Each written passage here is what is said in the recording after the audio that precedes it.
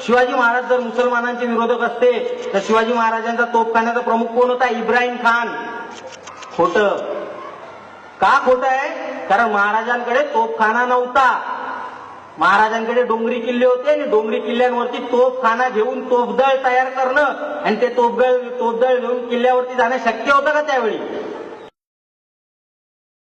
ज्याचं स्थिर स्थावर झालेलं राज्य आहे असेच राजे तोफखाना सांभाळायचे. मुघलांकडे तोफखाना होता, आदिलशाहकडे होता, कुतुबशाहकडे होता, महाराजांकडे तोफखाना नव्हता.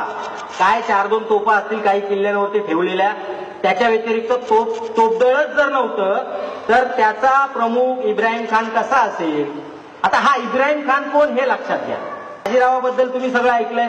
या बाजीरावाचा सदाशिवराव भाऊ म्हणून त्याच्या घराण्यातला पुरुष होता. या सदाशिवराव भाऊ जो पानिपतावरती लढला होता, या सदाशिवराव भाऊकडे इब्राहिम खान हा तोफखाना प्रमुख होता. काही संबंध आहे का शिवाजी महाराजांनी सदाशिवराव भाऊ पेशवा? किती अंतर हो, 50-70 वर्षाचा अंतर आहे. आणि सरळ चिकटवून दिलेलं आहे की इब्राहिम खान हा महाराजांच्या तोफखान्याचा प्रमुख होता. शिवाजी महाराजांचा आरमाराचा प्रमुख कोण होता? दौलत खान. या दौलत खानाचा इतिहास काय? हा नंतर सिद्धी जोहरला जाऊन मिळाला, ज्याचं जंजिरावर राज्य होतं.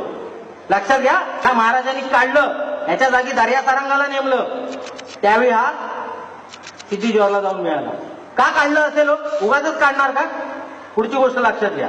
बघा, यांनी दिलेले सगळे दाखले किती खोटे आहेत हे प्रत्येक ठिकाणी तुम्हाला लक्षात येईल. शिवाजी महाराजांचा पहिला सरसेनापती नूर खान, चूक. पहिल्या सरसेनापती होती मानकोजी दहातोंडे, ज्यांना स्वतः शहाजी राजांनी कर्नाटकातून पाठवलं होतं महाराजांना सहाय्य करण्यासाठी. ते मानकोजी दहातोंडे पुरंदर घेताना सुद्धा महाराजांच्या बरोबर होते. लक्षात घ्या. शिवाजी महाराजांबरोबर आग्र्याला गेलेला मदारी मेहतर. मेहतर म्हणजे कोण? हे जे पुस्तक आहे नामदेवराव जाधव म्हणून लेखक आहे, त्यांचं पुस्तक आहे. एकदम हे सगळे आहेत ना, हे मेसेज यांच्या पुस्तकातले, म्हणून मी पुस्तक दाखवतो. या पुस्तकामध्ये लिहिलेले स्वतः पहिले ते लिहितात की मदारी मेहतर हा भंगी होता. नंतर बोलतात इथे की मदारी मेहतर हा मुसलमान होता. भंगी मुसलमान तुम्ही कधी बघितलंय का हो? मी तर नाही बघितलेलं आहे. मी सगळे भंगी जेवढे आहेत ते हिंदूच बघितलेले आहेत. ते ह्या पुस्तकामध्ये एवढं गोंधळ आहे, त्याचा उदाहरण दिलाय. मेहतर म्हणजे आपल्याकडे भंगी पकडला जातो, तो मुसलमान कसा? ही बातमी खोटी. शिवाजी महाराजांचे एकमेव वकील काझी हैदर चूक हा निरोप्या होता फक्त, हा वकील नव्हता. वकील होता जी वकील. शिवाजी महाराजांचे एकमेव चित्र उपलब्ध आहे, त्याचे नाव मीर मोहब्बत. फुकट चित्र काढलं नव्हतं, 3 लाख होऊन घेतले होते यांनी. आणि हे एकमेव चित्र नाही, सुरतेची लूट केली त्यावेळी तिथल्या डच चित्रकाराने शिवाजी महाराजांचे चित्र काढलेले आहे. वासी बेंद्रेंच्या पुस्तकामध्ये ते चित्र सुद्धा तुम्हाला पाहायला मिळेल. जे चित्र आज आपण वापरतो, जेवढे तुम्हाला शासकीय कार्यालय आहेत त्या शासकीय कार्यालयांमध्ये वासी बेंद्रेंच्या पुस्तकातल्या डच चित्रकाराचं चित्र वापरलं जातं, मीर मोहम्मदचं नाही. शिवाजी महाराजांना अफजल खानाचा वध करण्याची वाघनखे पाठवून देणारा रुस्तमे जमाल हे पण खोटं, कारण त्याच्या आधी वाघनखे वापरल्याचा उल्लेख कुठेच नाही. स्वतः शिवाजी महाराजांचा शस्त्राचा अभ्यास काय होता हे लक्षात घ्या. शिवाजी महाराज ज्यावेळी उतरले रणांगणामध्ये त्यावेळी त्यांनी सर्वात प्रथम जर काय अभ्यास केला असेल तो इथल्या भौगोलिक स्थितीचा, इथल्या माणसांचा, त्यांच्या शरीरयष्टीचा. मुघलांची शरीरयष्टी ही जवळजवळ 6-6.5 फूट उंच असायचे. ते आपले मराठे 5-5.5 फूट. स्वतः शिवाजी महाराजांची उंची 5.5 फुटाच्या वरती नव्हती. आता महाराज शस्त्रांचा अभ्यास कसा करायचे? महाराजांनी पाहिलं की आपली माणसं बुटकी आहेत, यांनी किती तलवार फिरवली तरी जो समोरचा उंच मुघल सरदार आहे त्याच्या एका तलवारीमध्ये आपलं मुंडकं कापलं जायचं. महाराजांनी सगळ्यात पहिलं काय केलं तर उंचीनुसार तलवारीची पहिली लांबी वाढवली. पण वाढवलेली लांबी झेपली तर पाहिजे तलवार, लांब तलवार, म्हणून तिचं वजन कमी केलं. नुसते वजन कमी करून थांबले नाहीत, तिला मूठ दिली त्यांनी. पूर्वीच्या मुठी त्यांना असं कव्हर नसायचं, महाराजांनी त्यांना कव्हर टाकलं. कारण ज्यावेळी तुम्ही जोरात तलवार मारता, एखाद्या तलवारीवरती आक्रमण करता, चुकून समोर त्याची तलवार जर निसटली आणि खाली आली तर हाताचे 2 तुकडे पडायचे. हे होऊ नये म्हणून महाराजांनी त्याला कव्हर टाकलं, त्याच्या मुठीला गादी टाकली, जेणेकरून किती वेळ पकडा तुम्हाला काही होत नाही. महाराजांचं वर्णन आहे इतिहासामध्ये अजान भाऊ म्हणजे हात लांब असणारा, पाय सुद्धा त्यांचे लांब होते. म्हणजे त्यांच्या एकूण बॉडीच्या स्ट्रक्चर मध्ये वरचा भाग कमी होता आणि खालचा पायांकडचा भाग जास्त होता, ज्यामुळे महाराजांची घोड्यावरती उत्तम मांड होती. महाराजांनी एक शस्त्र त्यावेळी स्वतः तयार केलेलं आहे. ते शस्त्र असं आहे की तुम्ही लांब एखादा सैनिक असेल त्याला मारायचा म्हणून भाला फेकता, तो फेकलेला भाला त्याला लागला की तुम्ही तो खेचून परत हातात घेऊ शकता.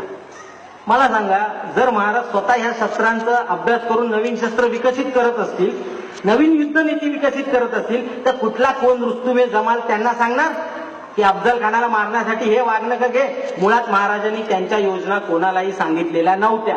महाराजांची योजना करायची एक स्वतःची पद्धत होती. महाराज ज्यावेळी योजना करायचे, त्यांना जर 10 सरदार वापरायचे असतील तर ह्या सरदाराला जे सांगितलेले ते बाजूच्या सरदाराला सांगायचे नाहीत.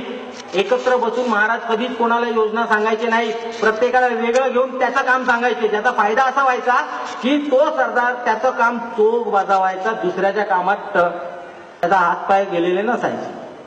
त्यामुळे महाराजांनी रुस्तुमे जमालला सांगणार की मी अफजल खानाला भेटायला जाणार आहे आणि मग मी त्याला अशा पद्धतीने मारणार आहे, हे शक्य नाही. ही सगळी योजना महाराजांनी स्वतःच्या डोक्यात तयार केली. त्याला लागणारी शस्त्र सुद्धा महाराजांनी स्वतः तयार केलेली आहे.